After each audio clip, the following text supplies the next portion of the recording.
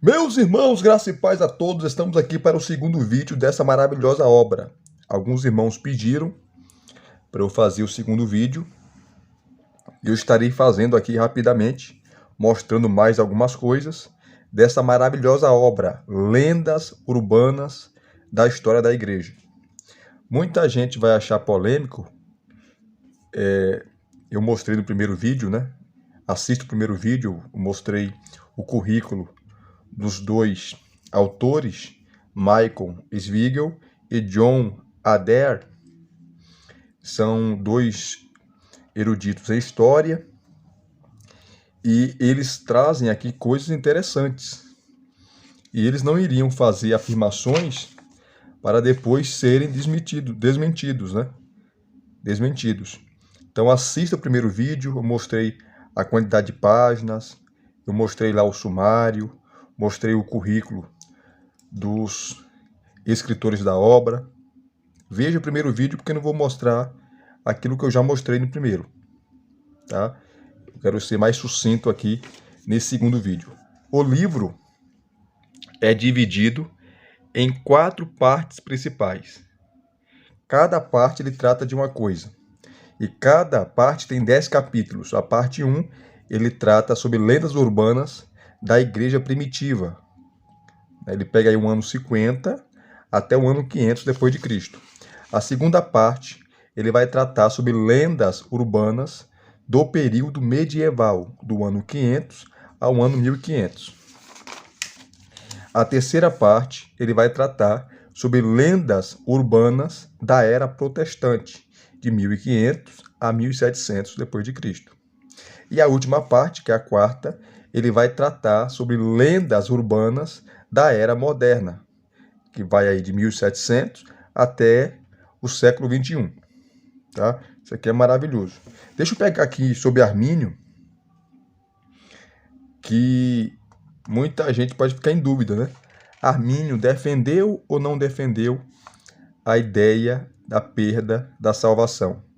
Quando ele começou os estudos, e ser indagado por Teodoro de Beza, que foi sucessor de Calvino em Genebra, William Perkins, que foi um opositor ferrenho de Armínio e era calvinista, tá? Ele fala que não tinha certeza em relação a esse assunto. Esse assunto em relação aí à perca da salvação, à perseverança dos santos, ele tinha que estudar mais. E tem mais, Armínio, muita gente vai discordar dele, né? Como também discorda de Calvino e de todos os teólogos, porque não existe teólogo infalível. Todos são falhos. Só que Armínio, deixa eu pegar aqui, ó, já para vocês verem, a parte 3, lendas urbanas da era protestante, a lenda 28, página 267. Então, Armínio, ele fala e ele divide em 2 classes. A primeira classe ele chama de crentes. Os crentes são aqueles nominais que vão ao culto, participa do culto, participa aí de algum grupo, prega, mas nunca foi crente de verdade, nunca se converteu de verdade. Então ele dividia entre os crentes e os eleitos. Os crentes, eles perdem a salvação, até porque nunca teve. Os eleitos não. Essa era a divisão que Armínio fazia. E muita gente discorda dele.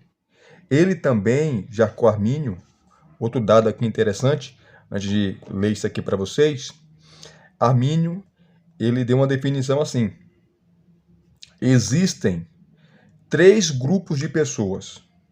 3 grupos de pessoas. Ele dividiu a humanidade em 3 grupos. O primeiro grupo é aqueles que Deus sabe, pela sua presciência, que nunca irão se converter. Sempre eles irão rejeitar a oferta do Evangelho. Então, esses são os réprobos, aqueles que sempre irão resistir à graça. É o primeiro grupo. O segundo grupo é aqueles que Deus também sabe pela sua presciência que vão desertar, que vão abandonar, que vão se apostatar. Aí ele pega vários textos sobre apostasia para provar isso. Que a apostasia não é uma ficção, não é uma ilusão, é real. E só se apostata quem tem fé. Ninguém ímpio não se apostata. Só se apostata da fé quem tem fé. Então esse é o segundo grupo. Aqueles que irão desertar, aqueles que irão se apostatar. E o terceiro grupo é os eleitos. E quem são os eleitos? É aqueles que Deus viu, pela sua presciência, que vão perseverar até o fim. Esse é o eleito. Essa era a divisão que Armínio fazia. Tá? Então, antes de ler aqui a lenda 28, sobre Jacó Armínio, em relação à depravação e à segurança dos santos, é bom fazer esse alerta, porque eu tenho aqui obras maravilhosas de Armínio, né? Maravilhosas. Então tá aqui, ó, lenda 28, Jacó Armínio negou a depravação e ensinou que os cristãos podem perder a salvação? A história lendária. Os arminianos seguem o ensino de Jacó Armínio, que rejeitou a visão da depravação total ensinada por Calvino.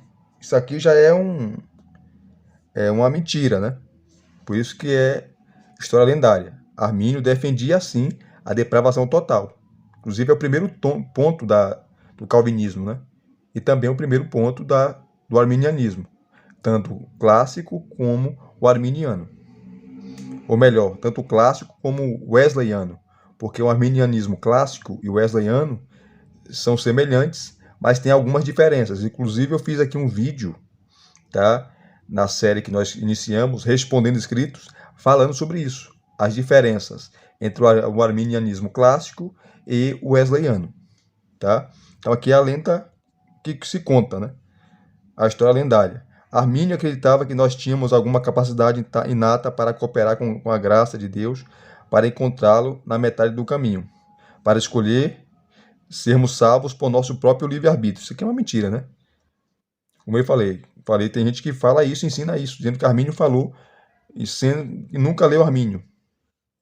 Consequentemente, como podemos escolher ser salvos, podemos também algum dia escolher não ser, pecando e nos rebelando contra Deus, a tal ponto que perdemos nossa salvação. Armínio rejeitava a segurança eterna, afastando-se da reforma e regredindo na direção da salvação por obras dos católicos romanos. Então, essa é a história lendária, esse é um mito. Agora, introdução. Desvendando a lenda. Assim como na tradição calvinista, vemos diversas opiniões entre os seguidores de Jacó Armínio até os dias de hoje. Embora possa ser verdade que muitos que se identificam como arminianos hoje enfatizam a sua crença no livre-arbítrio para aceitar a salvação de Deus. Armínio e seus seguidores imediatos concordavam com a doutrina da depravação total, no sentido de que, deixados por nossa própria conta, em nosso estado natural, sem a graça de Deus, não temos liberdade da vontade. Isso aqui é verdade. Tá? O homem é escravo do pecado.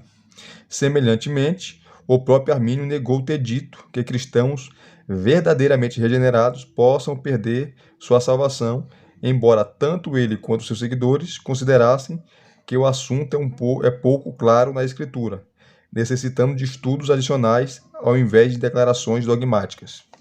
Tá? Mas no final ele fechou a questão, Armínio. Como eu falei para vocês no início aí, aquelas divisões que ele faz, as 3 principais divisões da humanidade.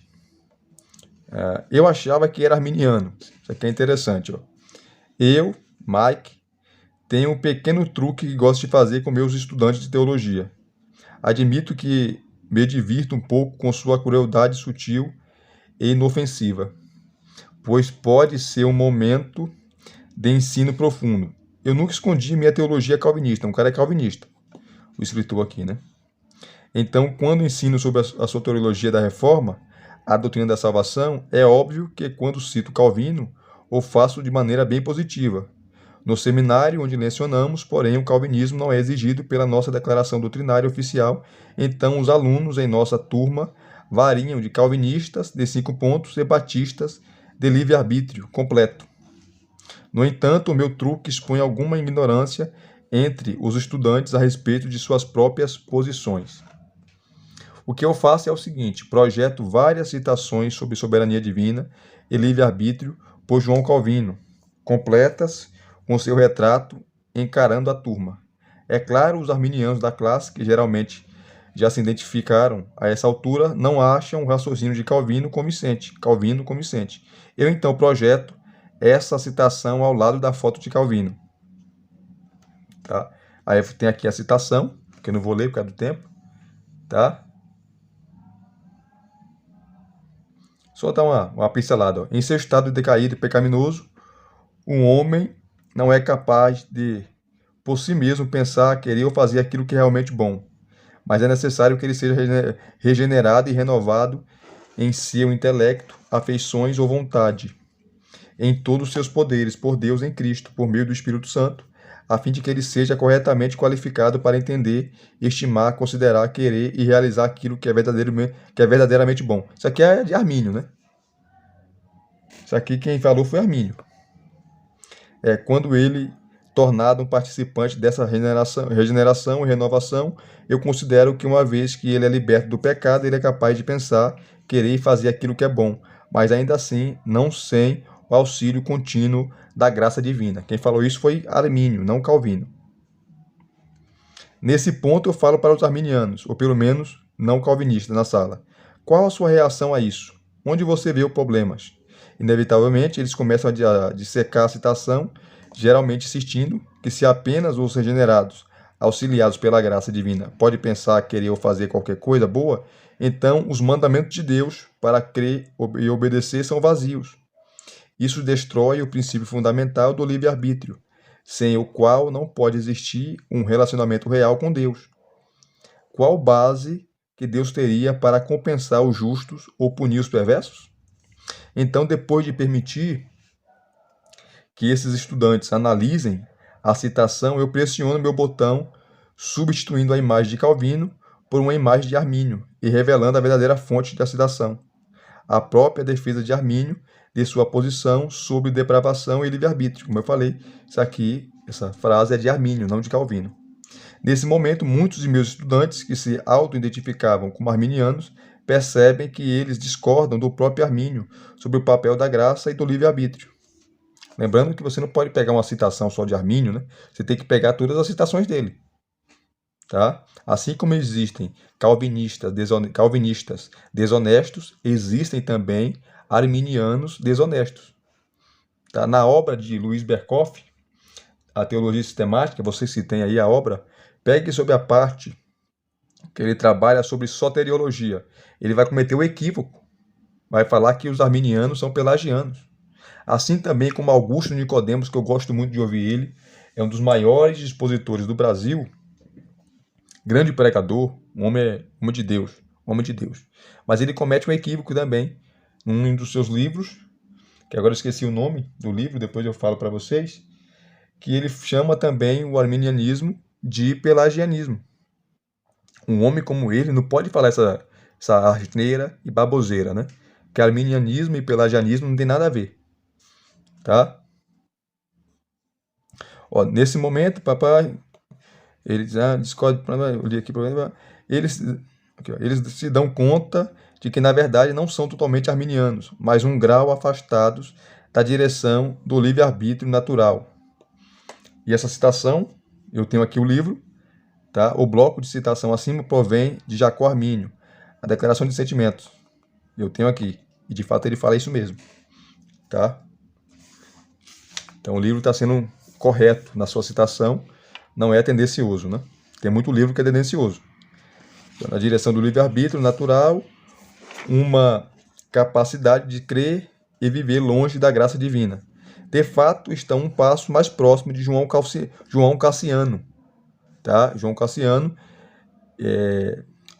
a sua doutrina, né, é chamada de cassianismo ou semi-pelagianismo.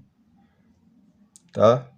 Que a depravação foi parcial, não total. O arminianismo defende a depravação total, assim como o calvinismo.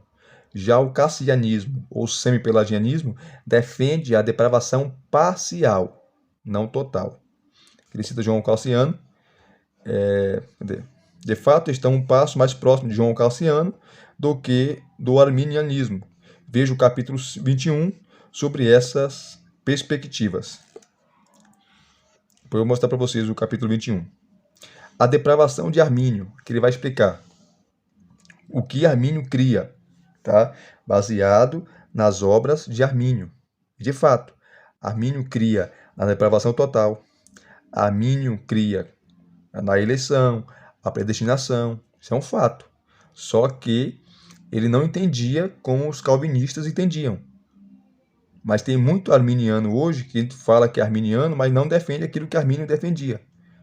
Tá? Como eu falei lá no começo para vocês, antes de ler o capítulo 28, que Armínio defendia que a humanidade estava dividida em 3 classes. Aqueles que não queriam se arrepender, aqueles que queriam rejeitar a graça, depois de um tempo de fé, tá? Iria se apostatar. Esses são os crentes, tá? Ele chama de crentes, aqueles que estão na igreja, mas nunca tiveram compromisso com Cristo, tá? Gostam de estar na igreja, mas um dia vai se apostatar, vai desertar, e Deus sabe disso, pela sua presciência. E o terceiro grupo são os eleitos, são aqueles que irão até o fim. Muitos arminianos não concordam com Armínio. A mesma coisa também em Romanos 9. Muitos arminianos não concordam com a interpretação de Armínio. Armínio vai pegar o Romanos 9 e trabalhar com toda a carta, né? E vai falar sobre Esaú e Jacó. Ele fala que Jacó representa os eleitos, nesse caso, os justificados pela fé, que é o tema da carta aos Romanos, e Esaú representa os não justificados, os réprobos. Muita gente vai discordar de Armínio. Assim também, muitos calvinistas vão discordar de Calvino. Né? Isso é ponto pacífico. Então vem aqui a depravação de Armínio, o que ele entendia no conceito de depravação total, não vou ler por causa do tempo. Então, um homem é totalmente depravado mesmo. Isso aí nós concordamos, eu não preciso de Armínio nem de Calvino para saber disso, só a Bíblia. Tá? Por isso que eu não defendo conceitos humanos, porque você vai ter coisas que você vai concordar e vai ter coisas que você vai discordar. Eu não sou nem arminiano nem calvinista. O que Armínio concorda com a Bíblia, eu fico com ele. E o que Calvino concorda com a Bíblia, eu fico com ele. Tá? Não defendo 100% nem o calvinismo, nem o arminianismo. Tá? Aqui, ó.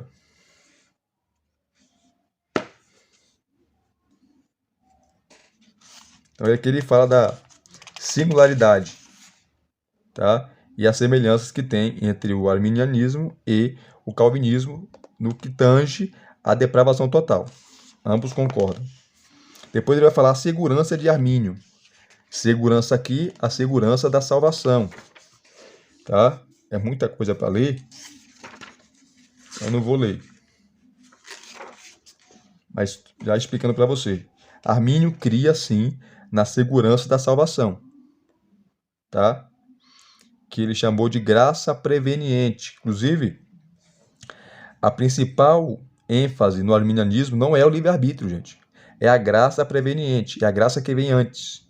Para um arminiano wesleyano, essa graça preveniente, tá, atua no coração do pecador desde a sua tenra idade. E essa graça emanou na cruz. Emana e emanou na cruz, ou da cruz. Então, para o arminiano wesleyano, toda a raça humana, todo ser humano é exposto a essa graça preveniente desde o seu nascimento. A graça trabalha no seu coração. E ele escolhe, tá, em aceitá-la ou rejeitá-la. Por isso ele é condenado. Já o arminiano clássico, ele vai entender que a graça preveniente é exposta ao pecador, tá, quando ele está ouvindo a palavra, onde essa graça trabalha no seu coração, destravando o cadeado do pecado e possibilitando ele de crer no Evangelho. E essa ação não é humana, é uma ação de Deus, porque a salvação vem de Deus. Tá? Essa é uma das diferenças, né, entre o arminianismo clássico e o arminianismo wesleyano. Tá? Que é a segurança de Armínio. fala sobre a graça preveniente, tá? Aqui, ó, a doutrina arminiana da graça preveniente ou capacitadora, concedida a todos os homens, todos os humanos caídos, afeta 3 outros elementos dos 5 pontos do calvinismo. A doutrina da predestinação, tá? Ou da dupla predestinação, porque se há uma predestinação para a eleição, para a salvação, automaticamente a outra para a condenação. Isso aí eu discordo totalmente do calvinismo. Não dá para concordar. Tá? Assim como eu discordo de pontos do arminianismo, eu também discordo de pontos do calvinismo. Tá? A doutrina da predestinação, os limites da expiação, tá? Que o calvinista de 5 pontos vai defender a expiação limitada, que para mim, com todo respeito aos meus irmãos calvinistas, eu não estou aqui para atacar ninguém, é uma heresia. Defender expiação limitada, gente, pelo amor de Deus. Cristo morreu só para alguns, tá? Só para alguns. Tá? Alguns ele salvou na sua morte, e o resto ele mandou todo mundo se danar, como diz o baiano. Não dá para concordar com isso. A Bíblia não ensina expiação limitada, em lugar nenhum. A doutrina da predestinação, os limites da expiação, e se a graça salvadora pode ser resistida. Para o arminiano, a graça pode ser resistida. Para o calvinista, não. Se todos os humanos totalmente depravados recebem pela graça capacidade o suficiente para entender e crer no Evangelho, então a oferta da graça salvadora está aberta a todas as pessoas. A decisão passa a ser do pecador capacitado pela graça para aceitar ou rejeitar. Essa graça aqui é a graça preveniente. Tá? Nesse caso, a predestinação pode envolver a eleição divina,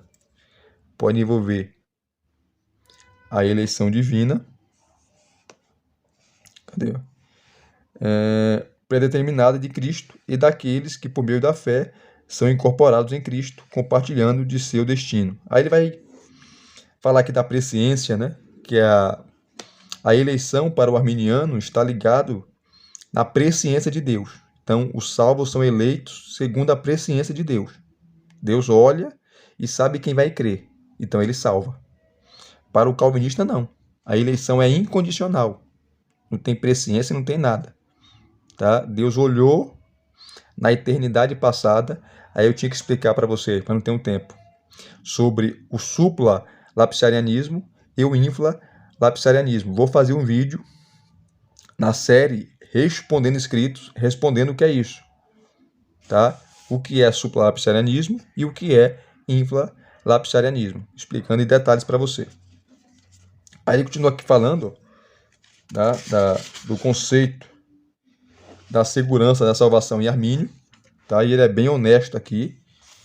Tá? Bem honesto mesmo. Sinta aqui as obras de Armínio que eu tenho, que foi lançada pela CPAD, a Declaração de Sentimentos, que eu também tenho, tá? Então ele cita aqui baseado em fontes, baseado naquilo que Armínio falou e ensinou. E no final ele vem com a aplicação, tá? Ó, tanto arminianos quanto calvinistas e aqueles que defendem certas posições intermediárias ensinam, aquele é honesto, uma verdade vital e fundamental da ortodoxia protestante, que todos nós, deixados por conta própria, somos pecadores desamparados, necessitados da graça, ou de graça. Isso tanto arminianos como calvinistas enfatizam. O arminianismo é ortodoxo e o calvinismo é ortodoxo. Tá? Mesmo com alguns pontos discordantes, mas eu não posso aqui falar mal dos meus irmãos calvinistas e também dos meus irmãos arminianos. E no final você tem os recursos, que é as obras que ele indica, né? Deixa eu pegar aqui o capítulo 21, que ele indica aqui. Vamos pegar aqui, ó.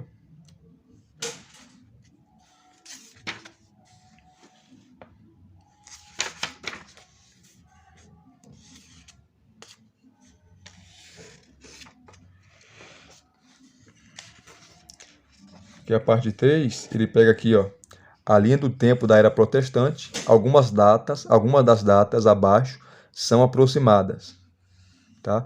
Aí, Martim Lutero, Úrico e Zwinglio, as datas que eles viveram, né? Nasceram e viveram, tá? Papa Pio V, Miguel Servet, que é uma briga muito grande, que fala que foi Calvino que mandou matá-lo, João Calvino, John Knox, o pai do presbiterianismo, né, escocês, as 95 teses de Lutero, que ele pregou na porta de Wittenberg, né, na Alemanha, ali em 1517, 31 de outubro de 1517, onde começa a Reforma Protestante, Teodoro de Beza, que substituiu Calvino em Genebra, Suíça, e por aí vai. Tá? Aí vem aqui, ó, a Lenda 21. Os reformadores protestantes inventaram a doutrina da salvação pela graça por meio da fé? Não. Isso é bíblico. Paulo ensinou isso, Tiago, tá? O Novo Testamento, a Bíblia, né? Por completo. Aí ele fala sobre a história lendária, introdução desvendando a lenda, como todos os capítulos ele vai tratar, né? Dessa mesma forma. E depois ele começa aqui, ó. A nascente, a igreja primitiva. Então ele vai citar os textos de Efésios, de Romanos, que não tem nada a ver. Os reformadores, eles voltaram à escritura, por isso que um dos sola escritura, dos solas, né? Dos solas da reforma é sola escritura, somente a escritura, somente a fé, somente a graça, somente Cristo e somente a Deus a glória. Os 5 solas da reforma. Tá aqui, ó, a nascente da igreja primitiva, a doutrina nasceu no seio da igreja, não foi inventada coisa nenhuma pelos reformadores, eles resgataram essa doutrina que já estava na Bíblia, na Escritura, tá? Depois aqui, ó, o meio do rio, Agostinho e Pelágio, aquele famoso debate que teve, né, entre Pelágio, um monge, e Pelágio, que defendia aí que o ser humano nasce sem pecado, ele nasce sem pecado, ele se torna pecador. Ele não é pecador, ele se torna pecador por sua opção, que o pecado para Pelágio é uma escolha, não é uma natureza pecaminosa. Então, para ele, era possível viver uma vida sem pecado, tá? Aí Agostinho confronta Pelágio, apesar que nós temos a teologia de Pelágio na visão de seus oponentes, como Agostinho. Nós não temos a defesa de Pelágio, né? Mas o pelagianismo é condenado pela Escritura e pela história. Então ele vai lá aqui do Agostinho e Pelágio. Depois a Fox, a Igreja Medieval. Aqui ele vai falar dos concílios, né? Como o Concílio de Oragem. E eu indico para vocês uma obra que eu vou mostrar agora para vocês, tá? Inclusive eu fiz o review dela. Quem sabe eu posso até fazer um novo review dela. Tá aqui, ó. Documentos da Igreja Cristã, de H. Beterson. H. Beterson. Documentos da Igreja Cristã. Aqui ele vai trabalhar todos os documentos dos concílios que a Igreja fez ao longo dos séculos, tá? O que aconteceu, principalmente sobre isso, sobre esses concílios, aonde o calvinismo, ou melhor, o pelagianismo, foi condenado. Tá? Quem condenou, o que aconteceu. Maravilhoso esse livro para aqueles que amam, assim como eu, a história da igreja. Tá? Então, aqui, a igreja medieval, que eles falavam, acerca dessa questão. Tá? Cita aqui Tomás de Aquino, cita aqui Martinho Lutero. Não dá para ler por causa do tempo, tá? Ó, pequenos mitos. Os reformadores resumiram sua teologia em 5 solas. Aqui não é mentira, tá? Foram os estudiosos que depois, analisando a reforma protestante, séculos depois, colocaram essas ênfases, essas 5 ênfases. Somente a Escritura, somente a fé, somente Cristo, somente a graça e somente a Deus a glória. Dando um resumo. Mas tinha muito mais coisas. Aí ele termina com fala da aplicação e dos recursos, que são as obras que ele indica, né? E todas as obras aqui são em inglês. para quem lê inglês, pode comprar essas obras e ler, tá? Depois, a Lenda 22. Os reformadores acreditavam que a Bíblia era a única fonte da teologia. Interessante aqui, ó. Ele conta a história da lenda, a história lendária, depois sempre, né, a introdução desvendando a lenda e por aí vai. Ele vai descrevendo aí, tá?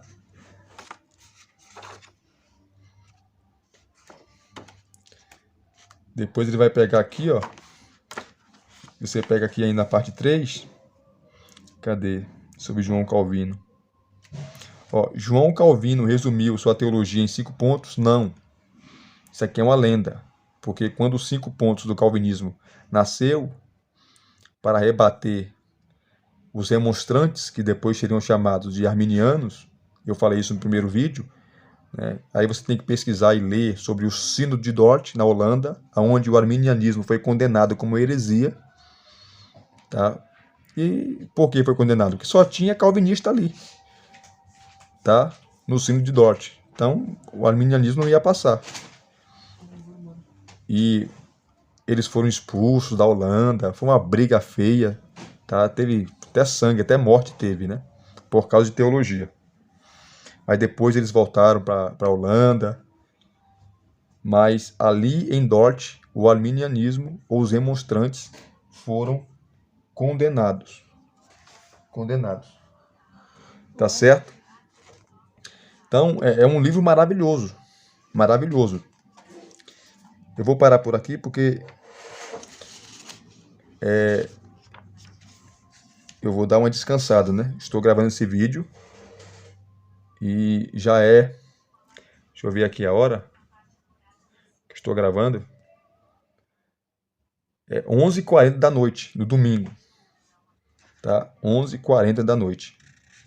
Estou gravando aqui o segundo vídeo. Na primeira parte aí, só esclarecendo, né? Eu li para vocês sobre a Lenda 3, que a primeira parte ele trata sobre lendas urbanas da igreja primitiva. E ele fala aqui, ó, sobre o Coliseu Romano, que é uma lenda que os crentes morreram no Coliseu Romano. E por que ele fala isso? Porque tem vários livros de história, aí que entra a questão, né? Aí cabe vocês pesquisarem. Vários livros de história que falam que vários crentes morreram no Coliseu. Inclusive, eu tenho um livro aqui do A.O.J. Haley, Os Mártires do Coliseu. Os Mártires do Coliseu. E esse livro aqui fala que não tem evidências históricas, não tem que os crentes foram mortos no Coliseu Romano. Não tem evidências históricas, tá? Então, cabe você pesquisar, tá? Procurar e conversar com um professor de história sério, tá? Para ele falar sobre isso. Tá? Para mim foi uma novidade, eu não sabia disso. Eu não sabia disso. Mas é interessantíssimo, tá? Porque eles tiveram acesso a vários documentos históricos sobre esse período e não tem uma comprovação histórica que houve morte no Coliseu. De crente, não. O Coliseu não era para isso. Os crentes lutando com gladiadores. Como os crentes iam lutar com gladiadores se não sabiam nem segurar a espada, gente? Os gladiadores eram expert em lutas. Tá? Em lutar com espada, com lança, com escudo. Né? Havia lutas entre gladiadores. Mas não entre gladiadores e cristãos. Não tinha a menor chance de o cristão sobreviver. Então, é maravilhoso, né? Eu poderia citar mais coisas aqui. Eu citei Armínio, porque é muito importante e interessante você que é arminiano saber disso, né? Saber disso. E se vocês gostaram do segundo vídeo, deixa aqui o seu like, deixa aqui os seus comentários, se inscrevam no canal se você não é inscrito e acione o sininho para receberem todas as notificações. Graça e paz mais uma vez. Muito obrigado a todos. Adquira esse livro se você puder, porque é um livro maravilhoso. Tá bom? Até as próximas indicações.